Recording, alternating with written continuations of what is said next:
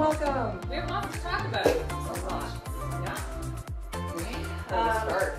Well, I guess we should start with the announcement that we just heard on our way here. Yes. We were all very anxiously awaiting. We knew that the interest rate hike from Bank of Canada was coming.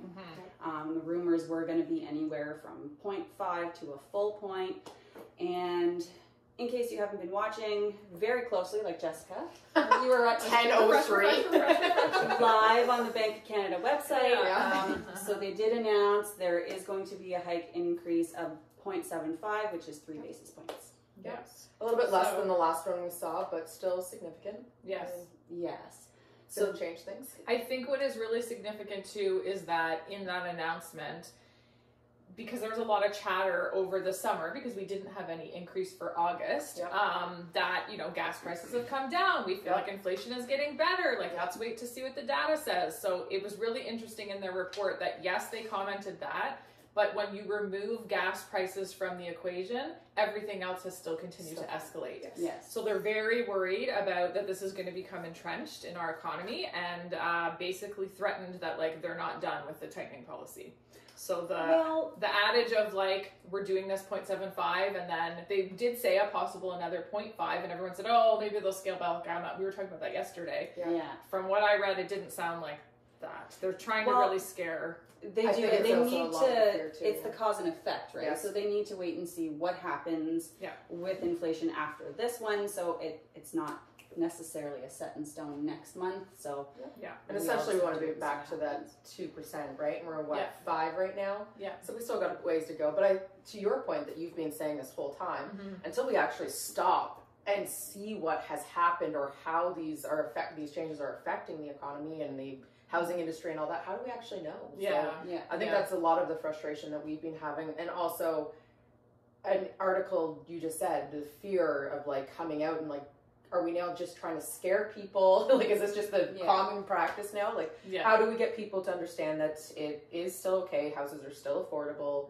We are seeing a decrease in the overall pricing, so it's still, we're still okay. So it's doing what it's supposed to do. Like, we are seeing that on our side as far as real estate goes. But it's not just real estate that obviously the government is trying to scale back. So they don't just care about us? Unfortunately, no. I think though, like what we were talking about too, like trying to always compare this to what happened in the 80s. Like there's so many different things happening in our economy right now. And the fact of the matter is we all still need a house to live in. We need a roof over our heads. There is still a shortage. 100%. And if anything, I don't think we're going to see the whole entire market crash because the demand is picking up. What you will see, is affordability scale back. Jacqueline and I yesterday were trying to have a look to see if homes in the like 2 million plus range, what's happened in that demographic specifically? Has there been, because realistically speaking, like the example we were saying about the house that you bought for 1.1 million, they were trying to show those, that's now 900. We were trying to look at the 1%ers, the select few that might not really be watching the Bank of Canada website because it doesn't matter. Right. They don't care. But just to see if there was that much of an effect. But it was interesting to see, like, it has really scaled back. Prices have come down and activity has just bottomed out. Yeah, so what we ended up seing was anything above that, well, it was the 1 million mark. Anything above the 1 million, that's just the way that the stats went. Right. It actually, their list price to sale price ratio in the last, like since July, has quite dipped. So people are really trying, it's technically all relative because 5% of a $500,000 home is way different than 5% of $1 million home, but it's still only a 5% decrease if you get what I'm getting at. But yes, list price to sale price is significantly under for the $1 million plus. As well as days on market. It's shot up almost double in July. For those types of homes. So they're still moving, it's just slower. Obviously everybody was waiting for this announcement. That uncomfortableness because this announcement is pushing a lot of, sorry, I'm going to scale back for a second. So first of all, the interest rate hikes are going to be for anyone on a variable rate mortgage. Now where this trigger rate, Jessica and I were talking yesterday, where this rate hike is really going to affect people and why it's such a big one is anyone that's on a fixed variable has this trigger rate where I think you're better to explain. Basically, you have a fixed when you have a fixed variable, your payment is the same, but your rate is able to scale back. And basically, they keep that for like affordability and cash flow management purposes. But there is a point at which the difference in principal that you're paying down versus interest, they can't hold that rate anymore because they've raised the interest rate so much. You'll never pay with your amortization period. Paying the interest. It's like paying the minimum payment on your credit card. Right. Like So when they say trigger rate, we're now at the point where that interest rate hike has now effectively pushed you past, and the bank has no choice but to, or your lender has no choice but to increase your payments then. Right. Yeah. Which then is going to affect people's cash flow quite a bit. Yes, because again, the brokers I've spoken to, the mortgage agents I've spoken to, is through the pandemic, a lot of people went on the fixed variable. Yeah. Because it was the best of both worlds. Right. So these are the people that you might be getting a letter from your bank stating, hey, your payments will go up. But one point I did want to make, though, about the affordability factor is, regardless, these interest rates are still on par with what we were pre-pandemic, if not still a bit lower. Also, rent has not decreased. Right. So when we're talking, do I buy a house and my mortgage payments might go up a little bit from $2,200 to $2,500 a month, just throwing out numbers. The average rent is $2,500. Yeah, 100%. And you're paying off zero principal because you're paying off your landlord's mortgage. Right. So there's, as far as the real estate market goes, there is still a lot happening. It's just breaking it down and dissecting what it all actually means and to you and how that looks. But it's interesting when you talk about it as far as rental. Yes, and I think that in terms of like how it's affecting activity, we can look back at the last few, and I think I've like personally seen you have like a 2-week lag. Everyone's gone back and like checked to make sure they're okay, or extended the locked-in rates if they were shopping, and then it's like they come back out of the woodwork. Like these past 2 weeks, I feel like we've seen an uptick in activity. I think because it was like, okay, let's get into something now and get something solidified before they do this other rate announcement. So yeah, I think we might see the same effect. Yes. We'll see. And if you are in the market to buy, we highly recommend that you chat with your broker again. Yes. And if they're good, they're going to be contacting you before you can even pick up the phone. Yeah. But checking on your pre-approval rate, because this might change things whether you were locked in or not, because it's such a significant change. Yeah, for sure. So that's everything about the interest rate hike. Shall we just dig right in? We can. Can you start with Shelburne? I think I may be having technical difficulties over there. Oh, you and your technical difficulties, Jessica. I can't seem to hotspot, and I think it's because something's shut down over here. Uh-oh. Yes. All right, so we'll jump into Shelburne first. So I will start off with the bad news being that no townhomes sold, no semi-detached sold. So the only thing we can talk about is detached. The average detached price for August was $717,364. Yep. But before we start freaking out, there were only 11 sales. So it's still a huge increase compared to in July. We only had 4. Yeah. But of the 11, one was $399 and the other was $425. So drastically dragging down our average because they were very old, small homes that were basically buying a lot. Essentially. Yes. They needed quite a bit of work. Oh, we lost our light. Oh, that's okay. So please take that with a grain of salt. That doesn't mean that your beautiful 4-bedroom, 5-year-old home is now only worth $700,000. Definitely not. So I wanted to just touch on that first because that number was a little alarming to me as to how significantly it's dropped. Well, I think we've had this conversation a lot of times because we give our clients prices and then we discuss as the market's changing.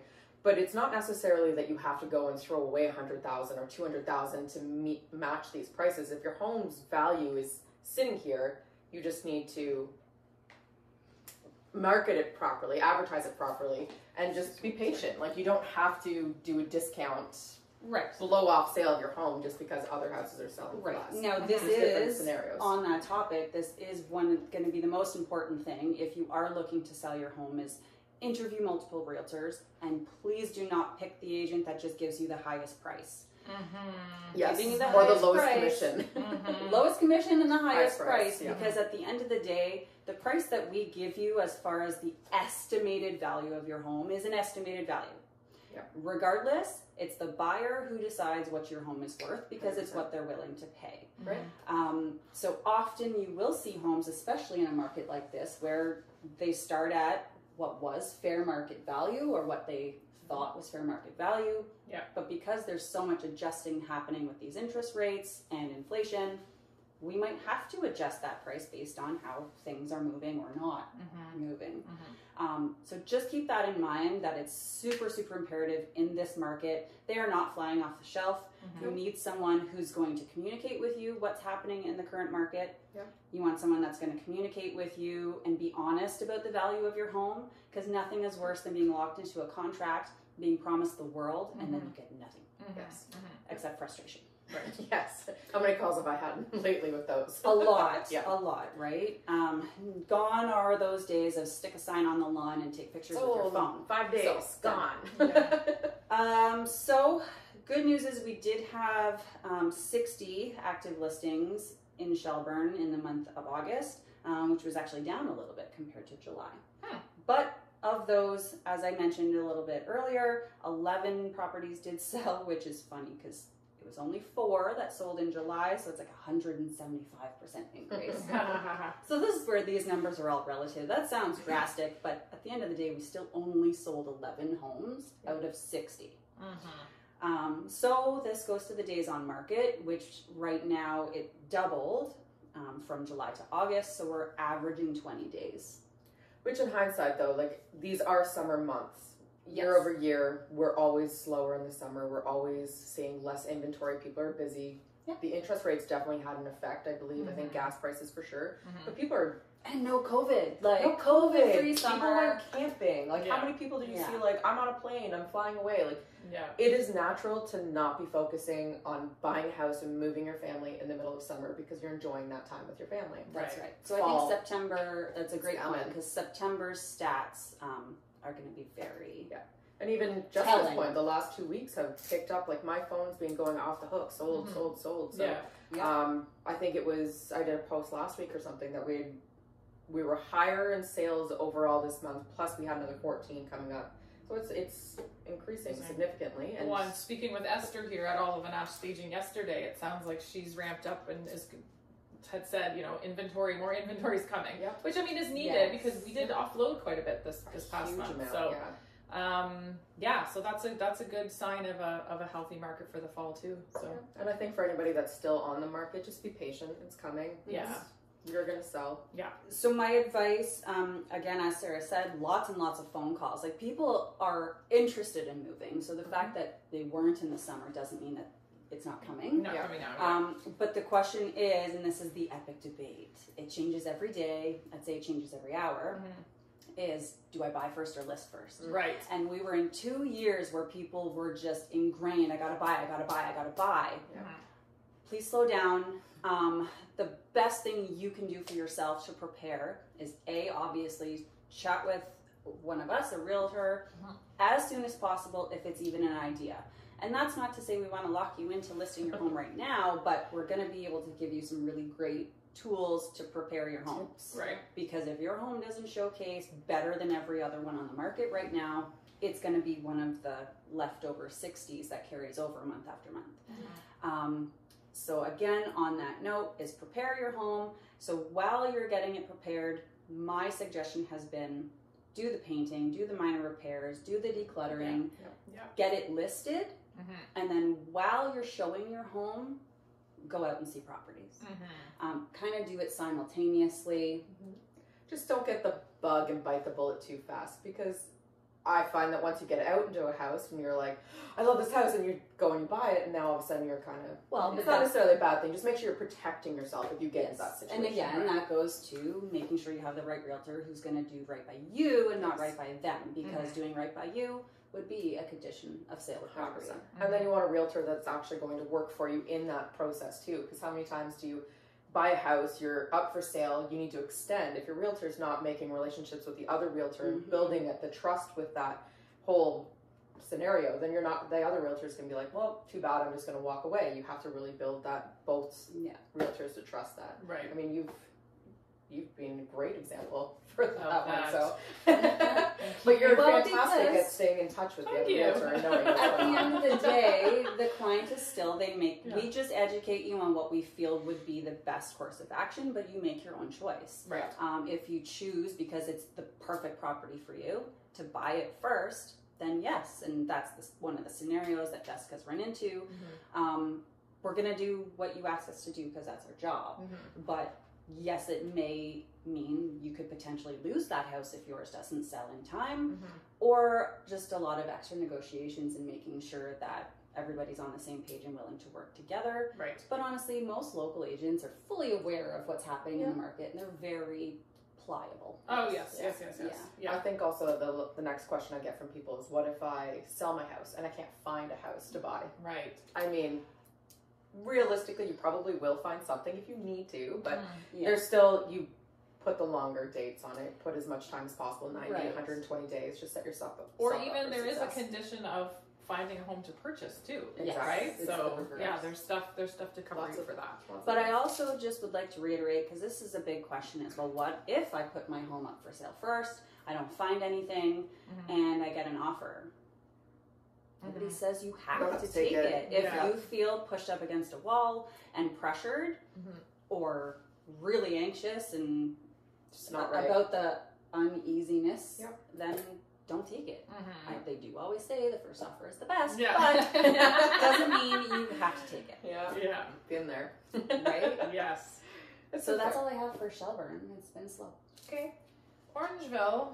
I can't get my laptop to connect to my hotspot for some reason. So anyway, we will carry on here. Apologize if you have questions. We can't see them. I'll take a peek. Go take a peek while I start this. I'm not going to lie, when I looked at the stats for August, I was pleasantly surprised because boots on the ground action, I felt like, other than us commenting the last couple of weeks, it's been pretty dry, pretty quiet. The same kind of properties have held on from earlier. But we did actually have 44 sales, which is not that much different from last year. Last August, we had 56 sales, 64 new listings compared to 58 last year. Oh, we have a phone one that is not working. Let us see. And our prices are still holding pretty well. Year over year, average price overall is basically the same. I mean, I guess you could say that it's sorry, Sarah's interrupting. A reduction of 1%. But detached was kind of interesting. Again, we need to speak to the data here, and we're relying on 44 houses that sold. Were these 44 houses that were, most of them comprised the newer builds? Were they older in different areas? Like, that's all relative. But we did see, I guess, a reduction of 9% in detached sales price from last August to this August. But semis and towns have held their own. So I will be very interested to see what September numbers tell us. Because yes, we've seen list to sale price ratios a little bit different, but it's still close to the 100% mark. So that's telling you that a well-priced property is what is selling in this market. But it was the month year over year that we found super interesting. That it didn't change. Yeah, The it's like average, 1%. No, it was relatively the same. Days on market, like we said, stuff is sticking around longer, so we're at just under the 1 month mark, 28 days. But yeah, overall, like, we're not. I've been posting on social media, like, try and ignore the doom and gloom headlines that we're saying are being used as scare tactics, and like really zone into what your local market is telling you, because a lot of the news that's being projected is national averages as well, which paints a very different picture. So it's really important to be in touch with somebody local here that knows what's going on and can give you a better idea and how that impacts you and your property or your investment. So I think even like a huge thing to look at is even Orangeville versus Shelburne. Like, Orangeville is really starting to pick up, and typically Shelburne will follow behind. So it'll be interesting to see if Shelburne starts to see that. For this fall too. And again, if that's because of that extra commute, gas prices coming down. Maybe it levels it out again. Right. So we'll see. But I think that's a very good point of, we always push the local realtor, and it's for these reasons. whether you're buying or selling, there's so much data that needs to be deciphered, because even Caledon to Orangeville, Caledon to Shelburne, they're completely different. Yeah. The amount of traction is different, the amount of showings is different, and so that means your marketing strategy, your pricing strategy, is all going to be different. Right. Very good. Well, that's it for market updates. No questions? I think most people DM'd us their questions earlier, so nothing so far. Okay, very good. Which brings us to our special special guest. guest. Sarah, would you like to do the formal introduction? This is 𝔹𝕚𝕚𝕟𝕚 Home Inspection. My hubby. 𝔹𝕚𝕚𝕟𝕚, as we called it. Yes. So yeah, I'll just break that out of there. If I happen to call him a babe or something, we'll just pass over It's that. not awkward. It's not awkward at all. But yeah, so this is DeBoer. He has been in the industry for a little while now. I'm very excited to finally be getting conditions back, which is fantastic. Yes. I mean, I've had an advantage this whole time because I'd have a problem and be like, hey. Let me to a showing and just, you know. Let me FaceTime you. He's Blair Witching it for him, but he loves those videos. Definitely excited to be able to see home inspections back on the table, and I've seen most selling with them now. You get a lot of financing, you get a lot of, I've had a couple people with them, and you're starting to pick up a bit, so I guess you can kind of tell people who you are, what you do. Yeah, first of all, thanks for having me, ladies. Really appreciate it. It's true. As you guys were saying there with your market updates, things have changed. Conditions are back. Seen a lot more inquiries for home inspections, which is great. For buyers, gives the buyer an opportunity to get to know the home and find out if there's any issues with it. Sorry to interrupt, but that is such a valuable point, because so many people think home inspections are just to find issues with the house. No, but the education factor is huge, especially for first-time home buyers. 100%. I've had a lot of clients recently that are new to our country, so they're new to this construction. What's a basement? And why do you have one, and why is it an issue? So sorry to interrupt, but no. Good point. Yeah, it's good for anybody, whether you're a first-time home buyer or not.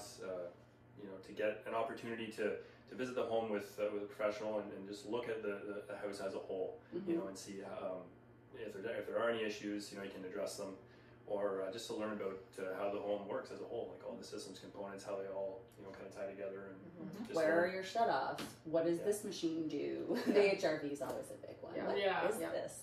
I always like the one with the light switch. I'm like, what is that light switch? Why is it on the ceiling? You're like, that's to turn off the power to your furnace. So it's good to have that. So, I mean, you could have a realtor that sees stuff, but some realtors don't have great concept of house.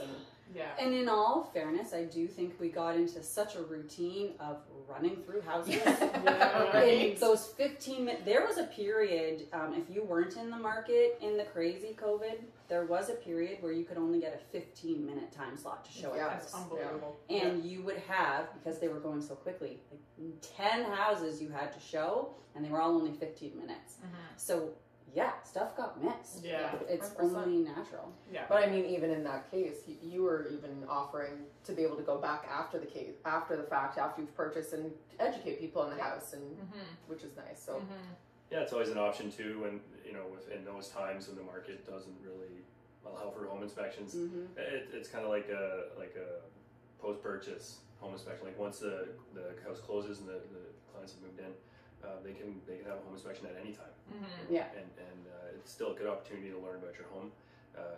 It's a little bit late for negotiation purposes, but it's still a very good idea. Well, and so again, to that point, you're raising a lot of great points already, Nick. I like it. Is if you sign an offer without a condition of inspection, they will not let you in with a home inspector before it closes. Right. Even if you say it's just for your own due diligence, never going to happen for legal liability purposes. There's a reason that there was no inspection clause in the offer. But to Nick's point, having them, the day of closing, or maybe the day after, would probably be a little less chaotic, would be a great. Or even a year after. I mean, you could get into a house and have, I think you offer that as well, sorry. I'm throwing out all his offerings and services. But we've talked about it before, that clients, after living there for a year, or seasons changing, and you don't realize things have adjusted, things have shifted, for your clients that don't know about basements, so they know that they need to move things or turn off water valves and stuff like that. So different season, you might see different things. Or just even like the future vision of this could be a potential future maintenance issue here. Like just pointing this out. It's not an issue now, but you might want to keep an eye on it, and so that it something doesn't come as a surprise and a shock and a big ticket item that maybe you weren't expecting to have to cover. So so on that note, we would love to chat with you a little bit about what homeowners should be doing for fall with winter coming up. A big one I always find is if you have a cold cellar, no one ever knows they're supposed to leave those vents uncovered. Right? Yes. Gardens over them all the time. Oh my god! Or even the holes inside, and they put insulation in them. I'm like, no, newspapers in or something. Don't do that. That's why it smells so stinky. Yeah. So what would be the big things that you find or recommend to people to make sure I actually just put a post up on Instagram about this, but so first and foremost, I always recommend you're gonna want to have an HVAC tech come by and service your furnace and clean it, and just have a look at it and make sure that it's operating as it should, and there's no issues with that. They'll change the filter for you. They'll give it a clean. Give it a once over. Last thing you want is to be in January and your furnace bird dies on you. Yeah, last year. It's not gonna lie. That's Would you have good. any idea, not your thing, but any idea what that runs? I think it ranges. Around maybe $250. I was gonna say around the $200 range. It's not too expensive, and it's worth it. Yeah, you can head off any issues that you might have. And I believe that would also include like an air conditioning. Like they look at the compressor for you and everything too, and check the pressure levels and so on. So it's kind of a package deal for your HVAC unit in your system. Great. Okay. That's one major thing. Do you cover or don't cover the AC? Yeah, it's kind of it depends who you ask. Right? It's kind of a controversial thing. No. Some people say that it should always be covered, protect from the snow and so on. And I was like, what do you mean covered? In the winter, Literally, put a cover over it. Yes, okay. Almost like a barbecue cover. Yeah. Some people say, you should keep the snow off of it. It'll help it from. I'm in the country. I think animals. I think mice going in there making nests. We had Terry at Headwaters come by, and I asked him, I'm like, am I supposed to cover this or not? Hey, Terry. He said that it's okay to cover the top, but he said if you cover all around, you're just collecting moisture inside of it. So cover, so like ice and snow don't crash into it, but it needs the air. Never covered mine. Never. I think we did once in our old one or in our old house. Interesting. It's a good idea to put like piece of plywood or something on top with maybe a rock so it doesn't blow away, and just in case you do get any ice or something falling off your roof, it doesn't damage the unit. As far as fully wrapping it, a lot of people say do it because it keeps the snow and ice out. A lot of people say don't because you do trap that moisture in there, and it can prematurely corrode the unit. Okay. Give the animals a home, Jacqueline. They need warmth too. They have a whole 50-foot forest behind me. They can live in there. I have an interesting animal story for you all later. Oh boy. Anyway, on here, Jessica. We'll get more viewers. So HVAC tune-up. Another thing I would recommend is you have you have a look at your roof. Just check for general wear and tear damage. A lot of things, or one of the major things that should pop up is like missing shingles. The wind will blow a shingle off. So if you have some leftover shingles from when the roof was done, you can have a roofing contractor come by and put a new shingle on for you before the snow and ice and things have a chance to penetrate through the roof covering and damage the sheathing. But that's something they could call you for too, right? Like say you have a really funny pitched roof that you can't really see, they can call you and you can drone it. Absolutely, right? I do have a drone that I check most roofs with, especially those really tall and high pitched ones. They're dangerous to walk on. Right? Well, sometimes just the grading of the property you just can't. And the metal you can't go on it. I don't really like walking on any roof just because even with an asphalt shingle, like your shoes. Me too, buddy. Me too. You can prematurely damage the roof by just walking on it. So unless it's for like a repair, I don't really recommend people walking on a roof. But for a roof inspection, I use the drone, and it's really nice for all the high stuff with the steep angles and everything. It gets a good view of that. Awesome. Cool. Okay. What else? Next. What else? Yeah, I would recommend while you're doing the roof or after the roof, you're going to want to check your gutters and downspouts. Make sure there's, it's probably a good idea to check after all the leaves have fallen. Get in there and make sure there's no blockages or anything's plugged up. You really want to get that water away from the house. As far away as possible. That's the number one enemy to a home is water. Not onto your neighbor's house, but you might not like that. But yeah, so check all your gutters, make sure they're free of any debris, leaves, whatever, and check the downspouts as well. Make sure that they're properly secured. Make sure they're directing the water away from the home as far as possible. Minimum of 6 feet is a good idea. You don't want any of that water coming back towards the foundation. Awesome, cool. Is there anything else? Other general stuff around the house is, for anybody that has like gas-powered lawnmower, string trimmer, leaf blower, so on. Run that stuff out of gas. Make sure that if you have any bad gas in there next year, you probably won't be able to start it. Stow away your patio furniture so it doesn't blow away on you. Some stuff like that. Yeah. Has that happened to you? Or are you laughing? It hasn't, but I've definitely seen it. Yeah. I'm trying to think of like all the things I do around the house, and I'm like, call him.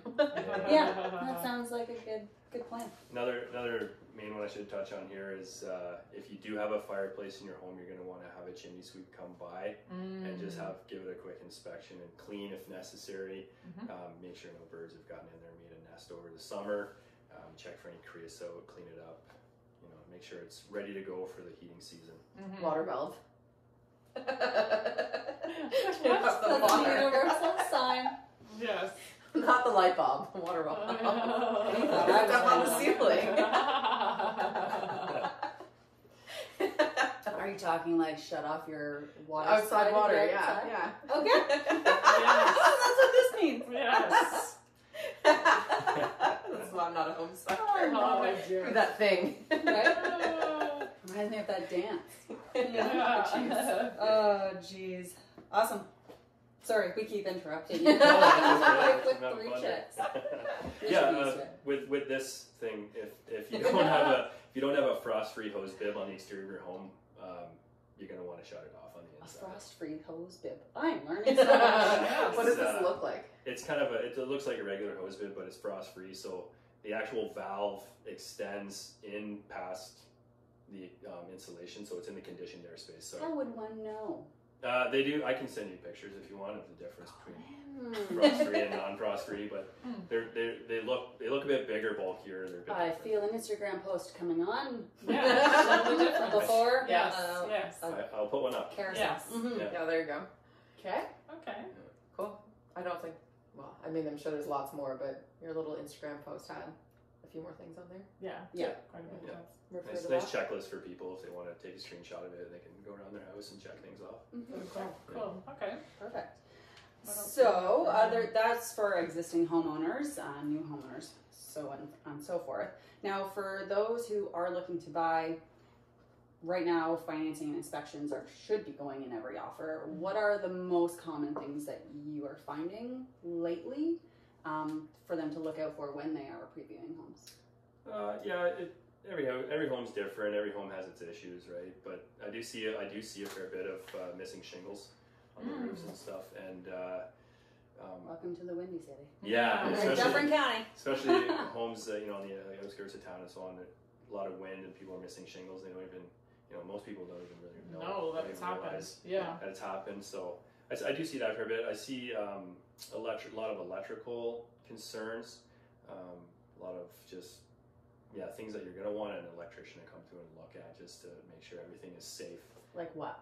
Like a lot of homeowner specials. Do it yourself jobbies, Yeah, DIY stuff that's working but not exactly safe or done properly. So it is a good idea to get that stuff looked at by a certified electrician, make sure everything's safe for the family, right? I feel like the biggest thing I hear you talking about are GFCIs missing near sinks. So that's the shock resistant special plugs. Yeah.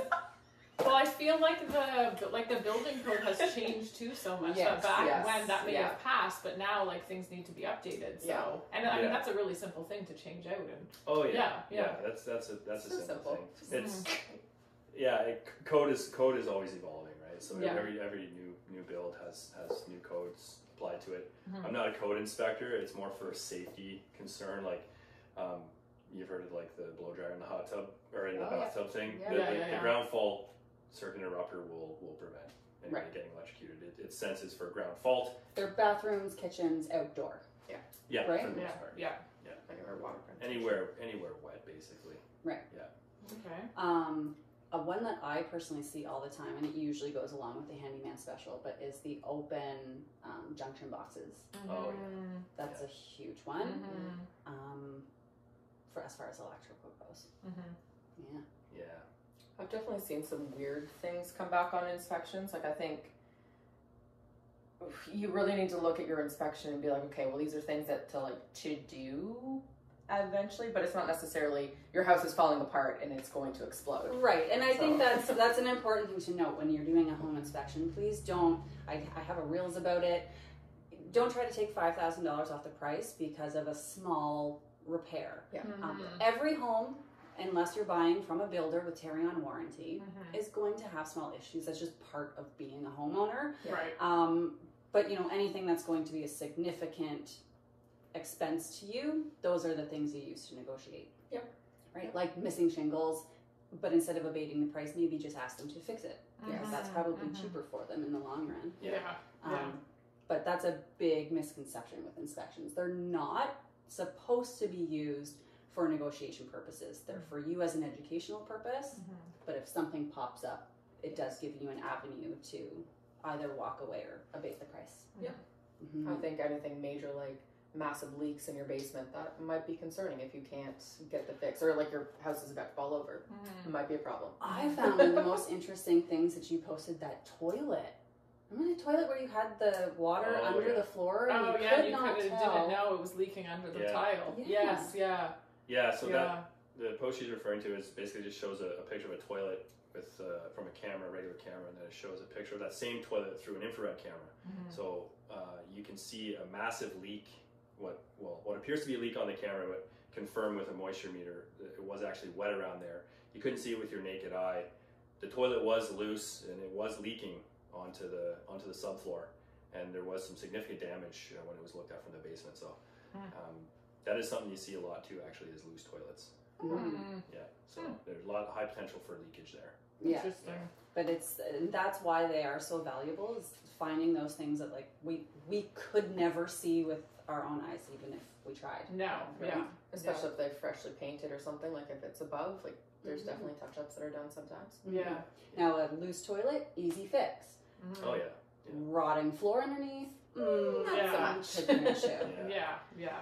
So that's where like you mentioned before, anybody can get a home inspection at any time. Like a maintenance inspection, you can have a home inspector come by and look at your house, and the home inspector should notice that loose toilet and make a recommendation that it's repaired before the leakage, damages all the subflooring and everything, right? Yeah, for sure. Okay. Now this might go in conjunction with what we just talked about, but do you have a list that people can download, or is that something you could put together as far as if they're looking to sell their home, these are some recommended things that they go through and do? Kind of like a pre-listing inspection type of thing? Yeah. It's kind of hard to put one, like a general list together. I guess you could put a general list together, check this, check that. But best thing would be to get a pre-listing inspection, and then you have time before the listing goes up to address a few concerns that are found. And it also, like Jacqueline mentioned, it helps your listing stand out. It gives anybody that's coming to view your home like the comfort of knowing that it's already been looked at by a professional. Any of the issues are repaired or might be repaired. So it's a very good selling tool. And they might, any buyer coming might still want to do their own. There is a bit of a trust factor there. Right. Yeah. But I just want to reiterate, because during the crazy COVID, we were doing, I had you come in for a few of my listings to do a pre-listing inspection. And as the seller, you own that report. So you do not have to share it or disclose to potential buyers that you have this if you choose not to, but it's great for your own educational purposes of things that, so you're aware of things that might pop up. You can adjust your price accordingly. Or I had one that had missing shingles in Shelburne, and they just called someone in, had that repaired, so that when offers came in, there were none of those. So that, you don't have them coming in like, oh, there's a missing shingle, give me $5,000 off. Like, exactly. For sure, it's great because protection. people do very much inflate things' values because of their inconvenience to have to do it. Well, how many times do you drive up to something and curb appeal is your first thing? You see a wonky roof, and you're like, that's going to be $70,000. It's not what it costs. In most cases, beyond the show. It does sound like a big ticket item, though. It's a little scary. For sure. What else? Okay. Average cost. I assume a pre-listing and a conditional inspection would both be the same. Yeah, pretty much the same. Yeah, same service. They range anywhere from about $400 to $500 as a starting point, and go up from there. Based on square footage, usually, right? Yeah. Based on square footage. Also, if you have like a pool or spa you want somebody to look at, outbuildings, any outbuildings, if you need a wet inspection, stuff like that. That was my next question. Like limitations that you as a home inspector have. Yeah, limitations are basically it's a visual only inspection. I can't really take things apart and do like a full diagnostics inspection. The floorboards.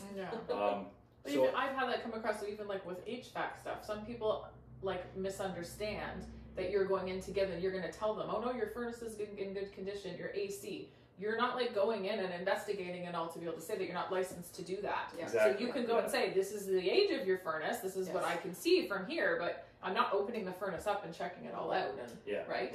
Yeah. So it's anything readily accessible to me. If because of the home stage or whatever, if there's boxes all up around the furnace, I can't access that. And I can't move things out of the way. So there are some limitations. Repeat that. We are not, we as realtors, him as a home inspector, allowed to move items. I've had people be like, can we just move all this furniture and make sure all the floor? No. That is far too invasive, and we don't have permission to do that. Well, even something like an attic, like we can't go up into an attic as realtors. We have to hire a licensed professional to do that. I mean, I won't. I had a client do it once. He brought his ladder, and I was like, no. You can look in it. You can go in there. But definitely, we have a lot of limitations, so it's nice to have that. But if you can't get to the attic hatch, or if it's somehow painted shut, he has no right to force it open. So what do you do in that case if you can't report on it? I just have to document it and tell the client, I'm sorry I couldn't access the attic, and here's why. And then I would recommend that access is granted and I can come back. Now that is something that, again, your realtor should be doing prior to your inspection, is contacting the selling agent and saying, please make sure your sellers have given access and cleared access to everything. The HVAC, the attic, the air conditioner. And it should never just be assumed, because if you're selling your home, you might not have ever had an inspector, and it's been so long, you don't know what they're actually going to look at. Oh no, we all know when we're selling our house, we shove boxes everywhere they'll fit. That's in a closet. Don't open that door. Room, in the garage. So that is, I'd say, a big one I come across.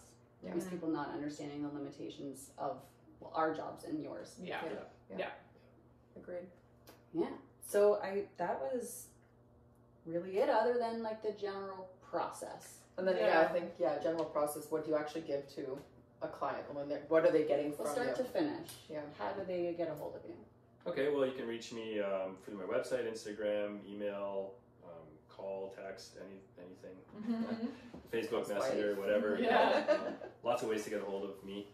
I was just basically I just take the client's name and information, the address of the property. I'll enter it into my software, and they'll get confirmation emails with the inspection agreement that needs to be accepted before I can proceed. Right, so there's a contract that they need to physically sign before. A lot of it is just liability stuff, and it covers limitations and so on, so it gives them a chance to, so there's no surprises. If there is a limitation, it's explained in the contract. And then day of, I'll usually get there a little earlier than the appointment, so I can get myself situated and just kind of get a general overview of the property, and the home itself, and then I usually start with the roof. I get the drone up right away and start looking at stuff, poking around to see what's going on with the roof. And then usually after that, I'll head down to the basement and I'll check off the big things like, you know, the HVAC, the electrical, look at the plumbing, main shut off, and so on. Now, while you're doing this, like obviously you said you get there early, you do the roof and stuff, they don't need to be there for that, but you're walking with the buyers. Do you prefer they Come stay a back? little later. Yeah. What's It's really up to them. I prefer to have the client there right alongside me the whole time, because as we're going through, I can explain if I do something catches my eye that I don't think looks right. I can explain to them, and I can also give them a little Tutorial. yeah, Lesson. little tutorial on how this works and what this does and how to maintain it, things like that. So I prefer to have the client there with me all along. I know some inspectors don't. They prefer that the client just come at the end and they can just kind of give them a verbal summary. But it is like I said before, it's a great opportunity for the clients to learn about the home. So I encourage them to come along. And the way, like from my own experience and when I was new in real estate, I always, in the beginning, the way you legally have to word things in the report, you have to put every issue you find in the report. Right. So it could be something as simple as like, hey, the caulking on this window is getting a little crusty, you probably should remove it and renew it. Yeah. But in the report, it's like flagged. So if you're not there to walk through with the home inspector, it's Seems it's daunting. overwhelming when you get Yeah. like a 57-page report. Yeah. So I agree. I think it's very valuable for them to be there. Your realtor should be there as far as if you're the buyer, your realtor should be there with you as well. Yes. Because again, we can also help explain things, make notes. If we have to go We back have a and legal negotiate, obligation to be there as well. Like we have not to every be agent does, right? We all know there. this. Silly people. So anyway, it's just a very valuable process that way for everybody to be there and be Absolutely. communicating. Yeah, I have had that before where the client couldn't attend the inspection, and when they get the report, they call me going, "Holy smokes, what is all this?" The house is falling down. Yeah. And a lot of there were no major concerns. A lot of little things that were easily fixed, repaired, whatever. But just because they didn't get the opportunity to put things in perspective when they were there, it seemed like Daunting. this house has so many issues, right? Right. Yeah, but I liked so Nick has a really cool reporting system.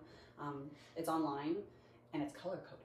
Yeah, I was just gonna Yeah. say that. I was So just gonna say that. I'm Yes, a it's very visual helpful. person. Yes. Yeah. Right? Yeah. So I was like, If hey, it's red, you're like, just flip to the red stuff. Yeah. Everything in red. Let's deal with that first and go Yeah. backwards from there is kind of how I guide my clients. Yeah. So the red stuff would be like your major concerns, your safety concerns, so on. And then the other stuff is things that could maybe lead to that if they're not addressed soon, and then there's maintenance items in there as well.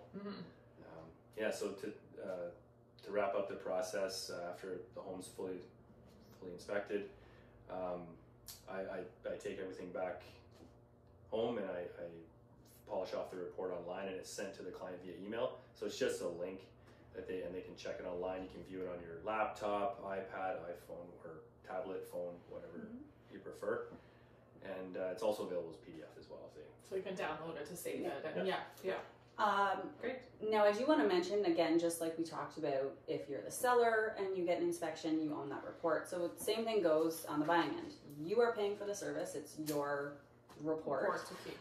However, there are a lot of sellers or listing agents that will have a clause in it. It's an additional document that they attach to their listing that has some things they want to make sure are in the contract. Most often, one of those clauses will be, if we end up in a conditional sale on inspection and you choose to walk away because of that inspection, you have to provide the sellers with a copy of your report. So That's just a make good sure point. you're talking with your realtor, because if you are choosing, sometimes it is just used as a buffer for other things. If you're choosing to walk away for other reasons, that could nip you in the butt. Yes. So make sure you are being full circle covered in that respect. But generally, it's yours to do with whatever you want. And super handy to kind of keep around for future too. Yeah, totally. Well, Well, that's all we All have right, for you, that Nick. was it. Anything we missed that you think would be super valuable? I think we covered most stuff. I can't think of anything else off the top of my I'm just head. going to pop and see if we did have any home inspection questions. We're almost at the 1 hour mark. We do have something exciting to talk about and share with our viewers. Sorry, I'm very clicky. Because believe it or not, we're almost at our 1 year anniversary of Behind the Sign, which is crazy to think. We kind of just started this on a whim and would see where it goes, and have actually been, I personally have been a little overwhelmed with the popularity and the feedback we've been getting. So it's been great, actually. It's been motivation to keep it going, and we're so happy that it's being well received. And honestly, I missed it last month. Like, we Yeah. decided that it was probably just good to take a little, like, break for a summer. little break there, but I was just like, Yeah. It just, like, it There was doesn't really feel- no change either, right? Like, No. Yeah, we this didn't was have much just to talk about. sad. Yeah. Nothing's moving. Everybody's on what it was. vacation. Yes. But I think also we should, before you touch on that, if there's anything you guys want to see or have guests come on, shoot us a message. If there's something like, you're like, oh, you know what, I really wish they talk about this. Like, I was kind of brainstorming as I do and thinking maybe we do some sort of like first-time home buyer, some sort of like investors show and have people come on that are related to that. And maybe That's do a good some idea. sort of Great series. idea. Would Yes. that work for you guys? Yes. Yeah. even like cleaners, what kind of things are most commonly missed or requested, like anything like that. Anything that's even if it's only generally related to real estate. Yep. We like having guests. We do. I mean, we're pretty entertaining on our own. Yeah. We think so Would anyway. we laugh at our own jokes. How far would we get? Yes, yes. All right, focus. Yes. Let's tell them all about it. So Drum 1 year roll, please. anniversary coming up. Am I saying? I'm the loud one. I usually. Okay, Go, so you say it. I'll rewind a squeak. So we are here today. Thank you very much to Olive and Ash, Home Staging and Interiors. We are in her lobby entranceway today. She was gracious enough to set up this beautiful space for us, and I kind of might put it in my car and just take it home. No, because she's going to think it's me. No, I have it on video now. Perfect. So we are here today because we wanted to do a giveaway to thank everybody for your support and your continued, support. Again, I'll use that word, but continuing to chime into our show. We really, really appreciate it. We hope you find it valuable. But the giveaway we are doing is a $300 value for a personal interior design consultation with Esther herself from Olive and Ash Interior. Can I participate? Can I Right? sign up? Oh, I just got goosebumps because I want this She's, so badly. Just gorgeous. I wish we could take all of our cameras and walk you into the, like, HomeSense 2.0. Maybe we can as In the like back a room sign there. off. Why not? Well, mine's not even, I'm not even Yeah, yours connected. is I'm not off. talking about it. I feel like You I've been can having take this one. glitches too this whole time. I think my connection's bad, but So, No, you're yeah. okay. yeah. either way, we're going to be doing the whole month, and we'll announce the winner next show. Yes. We'll set up a post for you guys. It's going to be a giveaway post on Behind the Sign. _ the sign. Yes, you're going to have to jump over to the other account to play. Like, share, usual jazz. Yeah. And then we'll pick one winner. Super exciting. Tell your friends. So for all those people, when you walk into a home that's been beautifully staged, we often get asked, especially the sellers, oh, how can I have this done in my new home? Yeah. This is how. This is how. Make sure you keep your eyes open for this giveaway, and you can have your very own design consultation. Now, that's not to say you can't still call Esther and buy your own. This is a service that she offers. Yes. She won't sell you her stuff, though. I've tried. But she can tell you where to go, and honestly, she's so phenomenal. Her eye is amazing. Like, Yeah. I'm pretty sure if you gave her a budget, she would just go do your shopping for you too. I believe she Okay. will. I believe that Yes. is a service that Yes. she offers. Yes. Where's the record? Get on it. Get on it. Um, And even like any of what we were saying earlier, like that wonky room that you never know quite how to get the furniture placed Exactly. right, or Yeah. those things that, like, I know personally, it's something I probably wouldn't splurge on myself to do, but it's one of those things you always want. Like, Yes. you always want that eye to come in and tell me how to make it look nice. Yeah. Yep. Yeah, for Yep. sure. Yes, Absolutely. super excited about this one. Yeah. Very Me cool. too. Awesome. And we're keeping it local, which is great. Yeah. So, Yes. on that note, thank you again, everybody, for joining us today. Hope you have an awesome rest of the day. And for bleeps and giggles, we'll just take a quick tour back here. Sure. Why not? All right, let's do it. All right.